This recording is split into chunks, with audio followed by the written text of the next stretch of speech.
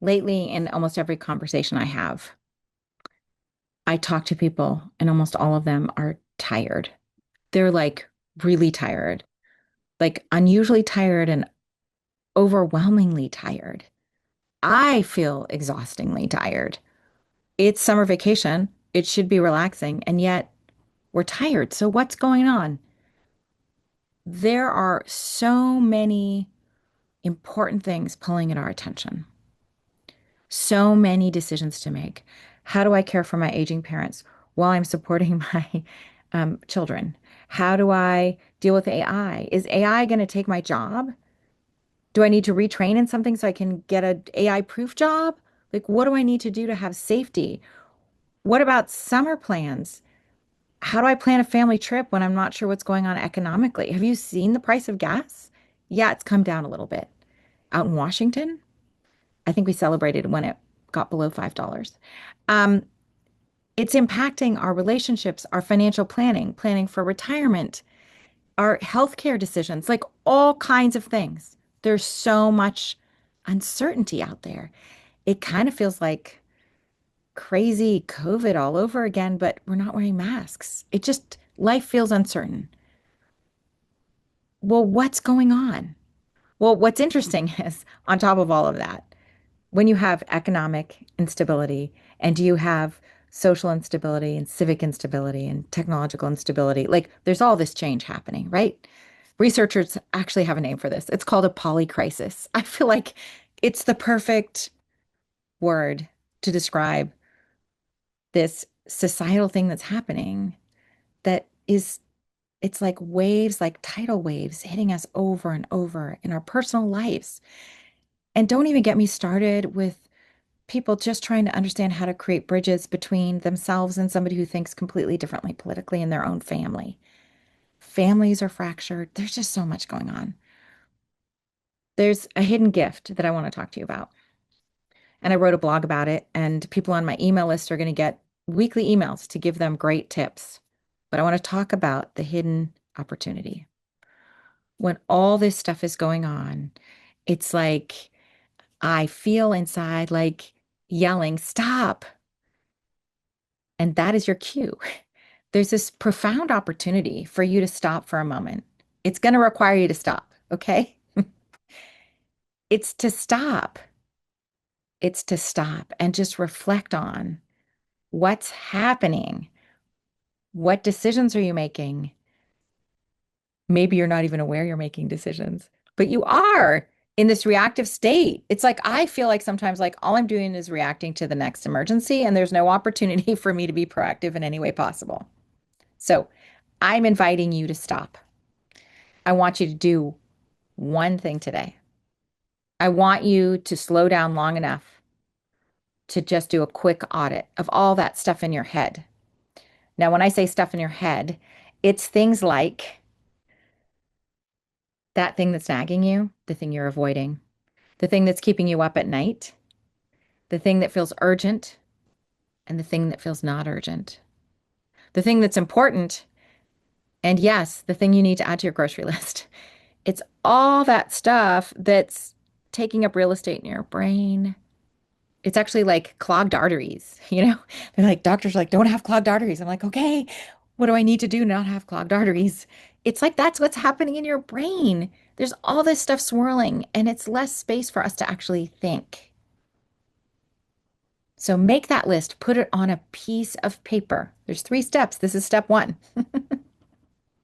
Step 2, I want you to just look at it and organize those things.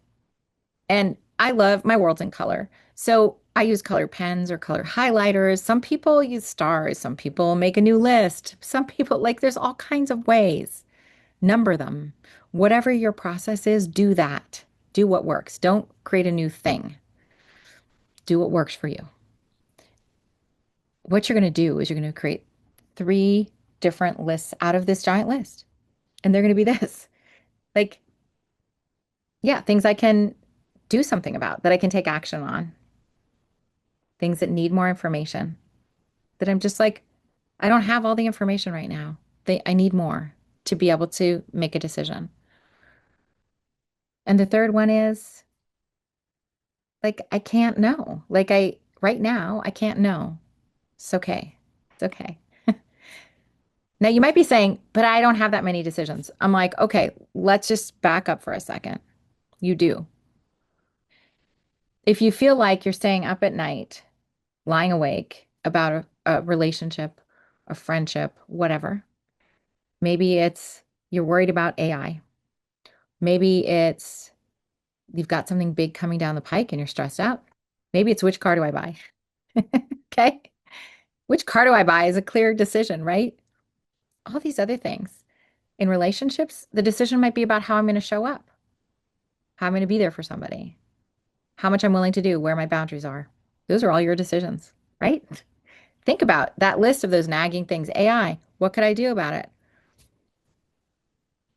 Maybe it's how you show up.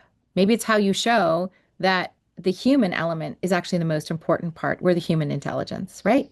And owning that and making some decisions about how do I show my value as a human intelligence. There's all kinds of decisions. These are just examples. There could be a million decisions in any of these examples I'm giving. That's how I look at it. So even if it seems an abstract idea that you're stressed about, maybe there's a need that you need to meet, that you really, want to feel supported in your worry. Great. That's a decision. Who do you ask and how? Right? Behind all this stuff, they're decisions. That's why I'm obsessed with decisions, because literally every second of every day is a decision. People say, well, I have to. No, you're choosing to. I have a physical therapy appointment tomorrow. People are like, I have to go to my physical therapist. No, I could not go to my physical therapist. I'm deciding to go to my physical therapist and I want to go, so I'm going to go. Right? It's funny how we give away our agency all the time to these abstract ideas and even how we talk about things. We're giving it away, our agency. So don't do that. So first, offload the stuff that's in your head. Second, prioritize it. Make 3 lists. Third, some people like to approach this differently. I'm going to give you 2 options here. You could pick something that's really bugging you and actually just tackle it, right? Something that you can actually work on. Maybe it's something that you need to take action on. Maybe it's something that you need more information on. You're going to tackle it. That stuff we don't know, that's tomorrow's problem. That's what I say to my kids. Is this today's problem or tomorrow's problem? That's tomorrow's problem. Park it, keep it on the list. Those first 2, though, could I take action? Could I get more information and think creatively about it? Those are your 2 options, right? So you could go deep. You pick a really hard one and go, I just want to get this off my plate. It's just like choking me. Great, do that. It also could be pick the easiest one off the list. Do the one thing, the very next step. Identify the next step and do it. This, especially if you're feeling like you're powerless and you're not productive. Get the ball rolling. Do the easiest one with a doable, achievable thing. Maybe it's a phone call. Maybe it's writing a check. I guess I'm dating myself because I said writing a check. Venmo your friend. Whatever the thing is, right? Maybe it's just one simple like tick. That actually is a great feedback for your brain to say, you've got this, you've got control on something. Do something you can control. It makes you feel better. It regulates your system. Now, I do want to talk, of course, I'm going to talk about decision fitness. Sometimes when we're making the list and we're doing the audit, right? We're like, I feel totally overwhelmed right now. I am really hungry. I haven't eaten all day. I can't think. Whatever it is, whatever it is. Hungry, angry, lonely, tired, stressed. Halts. AA gave us part of that. It's like, how do you get connected with yourself? And your first decision before any of the other stuff is to take care of your decision fitness. You're actually mentally impaired. If you're hungry, you're impaired. I know I am. And hungry turns into hangry, and then I'm writing a hostile email when it's really to my friend. It's like bad. Don't do it. So I just invite you to make the first decision, which is sometimes to first take care of your body or your mind and get support, get whatever you need to feel more grounded and more fit. I just had a conversation with one of my children. They were very frustrated and upset and all of these things. And I recognized out of the gate that decision fitness was the first thing that I needed to support. I needed to support the human being. I needed to show them compassion. And guess what? We could do that for ourselves too. Just saying. You could actually, when it's about you, orient that towards yourself, that compassion, that tremendous compassion you have for others. So support their decision fitness. How's it going? How does that feel? What can I do for you? How can, get them grounded, let them vent, whatever the thing is, right? This works for them and it works for you. Okay. It wasn't until the end of the conversation where I was like, hey, started to brainstorm some ideas and ways to get through it and to like some action steps that would actually help with the feedback loop of feeling better, right? That actually starts to solve the problem for them, their decision, their problem. I just have ideas. They have ideas. What do you think of this? We had an interaction. It was beautiful. At the end, they felt more grounded, supported. They had a clear next step. It's fine and could move forward. And it started to feel unstuck. It's okay. This is just our human biology. We just need support. It's all right. It's part of the human intelligence. Okay. So I just invite you to do a little mini decision audit. I do much bigger decision organizers. This is just a first step that I just call a decision audit to get you help you get quick clarity so you can start to see what you have control over, to start to see what decisions are actually behind those feelings, what things you actually do need that you need to just ask for so that you can start to feel powerful in your life, not powerless. Okay? Polycrisis is real. This inundation of a gazillion things we have to decide every second of every day, and people want it yesterday. That is real. That tension is real. And what's driving so much of this tension is you care about your family. You care about your work. You're a high integrity person. You're a leader and you're supposed to show up. But how the heck are you supposed to show up? Well, let me tell you, if you have a system, if you have a framework for making your decisions, right?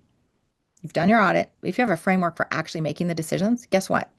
Life gets easier because you don't spend any time thinking about how to decide.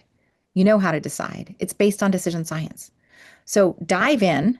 I have a download that's 4 questions. It's like the 4 pillars of great decision making. It's the first step. It's a step of a much bigger process. It's okay. Start with the one step.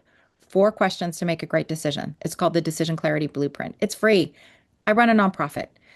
I want you to have it because then you can make your next great decision by just writing it out, filling it out, saying, I could do this, this, this, this. Great. Here's the action step. It simplifies your life. It saves time. When you've identified what you need to decide, then you jump in and start deciding. And then you can take action and spend way less time spinning your wheels and more time caring for the people you love and creating space for yourself to take care of yourself during a very chaotic time in life. So download it. My name's Amy Day, and I was raised in decision science. And I'd love to share how you can bring together the heart and the mind of decision making, of great decision making. Because really, it's when we integrate ourselves, when we do great thinking and have a great sense of intuition and connecting to our feelings, that we make our most powerful and greatest decisions. And when you're doing that, everybody around you is going to learn from you by how you do it. Your kids, your parents, your friends, your family, your work colleagues, your boss, everybody you come in contact with will be better for it when you learn how to make better decisions. So get our framework, download it for free, get our emails. The links are below. And of course, reach out if you have any questions. I'm here to support you. Take care.